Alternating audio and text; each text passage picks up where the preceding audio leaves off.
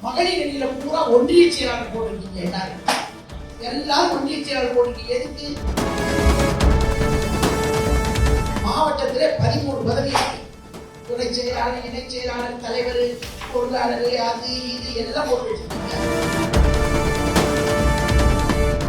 நீங்க எல்லாம் வரீங்கல்ல, நீங்க கூப்பிட்டு அவங்க வரணும். அதுதான் பதவி. 10,000 நோட்டீஸ் போட்டீங்கன்னா நீங்க தினந்தோறும் 100 வீட்டை பார்த்தா அந்த எடப்பாடியார் ஏன் முதலமைச்சராக வர வேண்டும் என்பது குறித்த விளக்கத்தை நீங்கள் பெண்களுக்கு சொல்ல வேண்டும். முதலில் நீங்கள் செய்ய வேண்டிய பணி என்னவென்றால், இந்த 10 நலத்திட்டங்களை அண்ணன் அவர்கள் அறிவித்திருக்கிற அறிவிப்புகளை துண்டு பிரசுரமாக போட்டு, ஒரு சில மாவட்ட செயலாளர்கள் எல்லாம் போட்டிருக்காங்க. நான் பார்த்தேன், வாட்ஸ்அப்ல பார்த்தேன். ஒரு சிலருடைய மகளிர் அணி மாவட்ட செயலாளர்கள் எல்லாம் சொல்லாமலேயே பண்ணியிருக்காங்க. அந்த 10 அறிவிப்புகளை வாட்ஸ்அப் மூலமாகவோ அல்லது துண்டுச்சீட்டு மூலமாகவோ இந்த மகளிர் அணியில பூரா ஒன்றிய செயலாளர் போட்டிருக்கீங்க.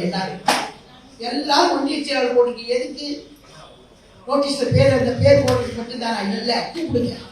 எல்லா ஒன்றிய செயலாளரையும் கூப்பிடுங்க. ஏதாவது ஒரு ஒன்றியத்துல, ஒரு குக்கிராமத்துல இந்த நோட்டீஸ் எடுத்துட்டு போய் நீங்க பெண்கள் மட்டும் பிரச்சாரம் பண்ணுங்க. பெண்கள் மட்டும் பிரச்சாரம் பண்ணி வாட்ஸ்அப் போடுங்க. நம்முடைய அண்ணன் எடப்பாடியார் அவர்கள் எல்லாத்தையும் பார்ப்பாரு, ஒன்று விழாவை பார்ப்பாரு. அவருக்கு தெரியும். அதனால நீங்க எல்லாருமே தயவு செய்து போன உடனே முக்கியமா செய்ய வேண்டிய பணி என்பது, முக்கியமா செய்யக்கூடிய பணி என்பது நோட்டீஸ் போடுங்க. சாதாரணமா போட்டு அவனுக்கு பெரிய பிரச்சனை, இன்னும் அதிகமாகவும் செலவாகாது. நோட்டீஸ் போட்டுட்டு பதவி கொடுத்து வச்சிருக்கீங்க பாருங்க. ஒன்றிய செயலாளர் மாவட்டத்திலே 13 பதவி இருக்கு.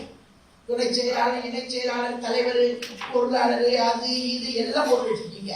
கூப்பிடுங்க. அவங்களை எல்லாம், எல்லாரும் கூப்பிடுங்க. எல்லாரும் வரணும்னு சொல்லுங்க. கண்டிப்பா கண்டிப்பா வரணும்னு சொல்லுங்க. நான் கூப்பிட்டா நீங்க எல்லாரும் வரீங்கல்ல, அதே மாதிரி நீங்க கூப்பிட்டா அவங்க வரணும். அதுக்குதான் பதவி. அதுக்குதான் பதவி கொடுத்து கூப்பிடுங்க. எல்லாரையும் கூப்பிட்டு வச்சு துண்டு நோட்டீஸ் ஷேர் பண்ணிக்கோங்க. முடியாதவங்க, முடியறவங்க அடிச்சுக்கோங்க, முடியாதவங்க ஷேர் பண்ணிக்கோங்க. ஷேர் பண்ணிட்டு நோட்டீஸ் போட்டுக்கோங்க. ஒரு 10,000 நோட்டீஸ் போட்டீங்கன்னா நீங்க தினந்தோறும் 100 வீட்டை பார்த்தா போதும், 100 பெண்களை பார்த்தா போதும். ஒரு மார்க்கெட்ல கொண்டு போய் கொடுத்தா போதும்.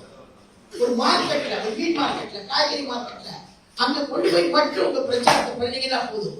இதை மட்டுமே நீங்க அம்மாவுடைய பிறந்த நாளை முன்னிட்டு முதல்ல செய்ய வேண்டிய பணி இந்த பணிதான்.